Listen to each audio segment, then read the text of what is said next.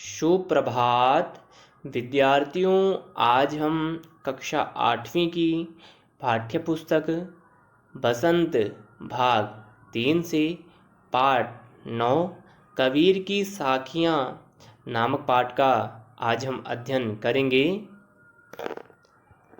इस साखी के कवि संत कबीरदास जी हैं। तो विद्यार्थियों, सर्वप्रथम हम कबीरदास जी के विषय में जानेंगे। कबीरदास जी का जन्म 1399 ईस्वी में काशी में हुआ था।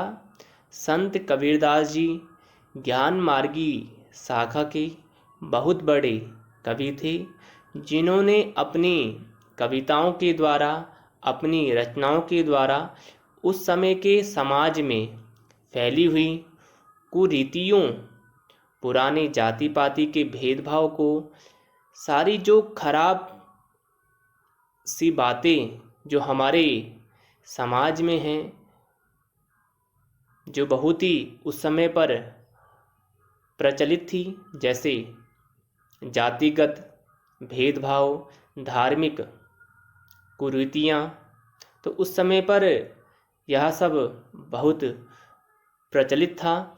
तो उनके खिलाफ संत कबीरदास जी ने आवाज़ उठाई और लोगों को सही रास्ता दिखाया।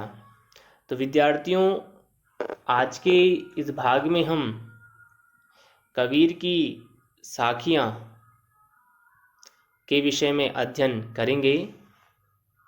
पहली साखी है, जाति न पूछो साधु की, पूछ लीजिए ज्ञान, मोल करो तलवार का, पड़ा रहने दो म्यान।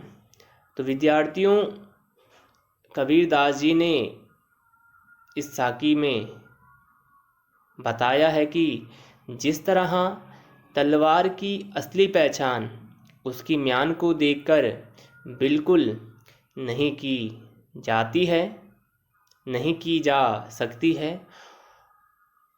तलवार की जो म्यान है, म्यान तो केवल तलवार को रखने के लिए इस्तेमाल की जाती है। तो भले ही वो कितनी भी सुंदर हो, लेकिन तलवार की असली पहचान म्यान से नहीं होती है। म्यान तो केवल तलवार को रखने के लिए हम इस्तेमाल करते हैं। तलवार की असली पहचान तलवार की धार से, तलवार की तेज से होती है। तो इसी तरह संत कबीरदास जी ने बताया है, जैसे तलवार की पहचान उसकी म्यान से नहीं होती है, तलवार की असली पहचान तलवार की धार से होती है, तो उसी तरह जो साधु होते हैं, संत महात्मा होते हैं, उनकी भी पहचान, उन बड़े बड़े साधु संत महात्माओं की पहचान उनकी जाति से नहीं होती है, उनकी भी असली पहचान उनके ज्ञान से होती है। ऐसा नहीं है कि जो जाति में बड़े हैं केवल वही साधु या संत हो सकते हैं। हमेशा संत की पहचान उसकी जाति से नहीं होती है, उसके ज्ञान से, उनके कर्म से, उनके आचरण से, उनके व्यवहार से, उनके अनुशासन से असली साधु की पहचान होती है। तो विद्यार्थियों, इस पहली साखी में कबीरदास जी कहते हैं कि तलवार की असली पहचान उसकी म्यान से नहीं होती है, चाहे म्यान कितनी भी दिखने में सुंदर हो, सौंदर्य युक्त हो, तलवार की असली पहचान उसकी तेज धार से होती है।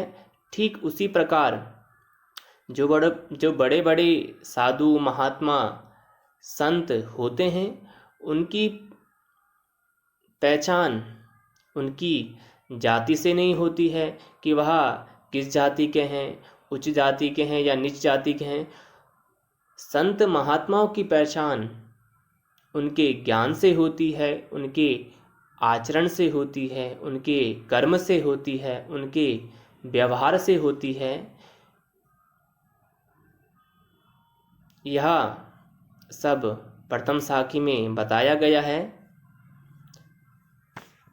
दूसरी साखी है, आवत गारी एक है, उल्टत होई अनेक, कह कबीर नहीं उल्टिए, वही एक की एक।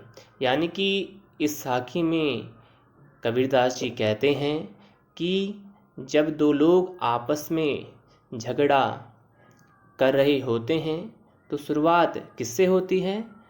किसी भी झगड़े की शुरुआत एक छोटी सी गाली या अपशब्द से होती है, छोटी सी बात से होती है, जिसे सुन के सामने वाले को गुस्सा आ जाता है और वो उसके बदले में, एक अपशब्द के बदले में बहुत सारी बुरी बातें बोलने लगता है। और उन सारी बुरी बातों को सुनने के बाद जो दूसरी तरफ का या दूसरा व्यक्ति होता है, वह बहुत ही गुस्सा या बुरा बोलने लगता है। तो कबीरदास जी कहते हैं जब कभी ऐसा हो, यानी कि जब दो लोगों के बीच में झगड़ा हो और कोई सामने वाला आपको अपशब्द कहे, तो उस समय आपको अपने मन को शांत रखना है, आपको गुस्सा नहीं करना है। आपने अपने गुस्से को काबू में रखना है और उस अपशब्द, जो व्यक्ति आपसे अपशब्द या आपको कुछ गाली दे रहा है, आपने उस अपशब्द का या उस गाली का आपने प्रत्युत्तर नहीं देना है, क्योंकि आवत गारी एक है, यानी मुँह से निकलते समय तो गाली एक है, यानी सामने वाला हमें एक अपशब्द बोलता है, उल्टत होई अनेक।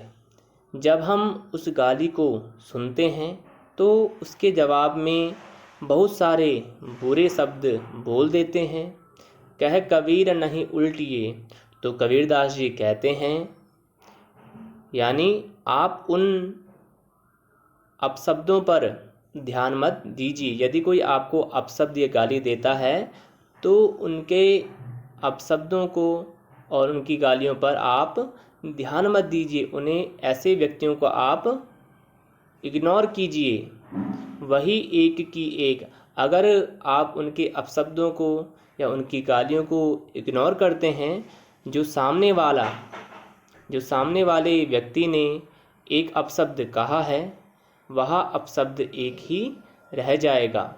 क्योंकि अगर हम किसी की बात का प्रत्युत्तर नहीं देते हैं तो वह व्यक्ति धीरे धीरे जो है अपने आप ही शांत हो जाएगा, जिससे कि कोई विवाद या लड़ाई झगड़े नहीं होंगे।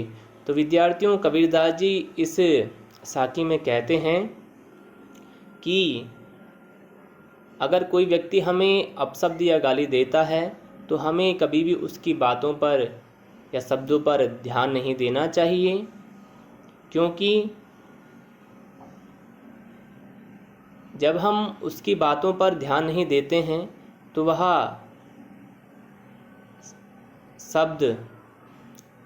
अपशब्द एक ही रह जाता है। अगर हम उसकी बातों का प्रत्युत्तर देते हैं तो निश्चित ही वह लड़ाई झगड़े इत्यादि होते हैं।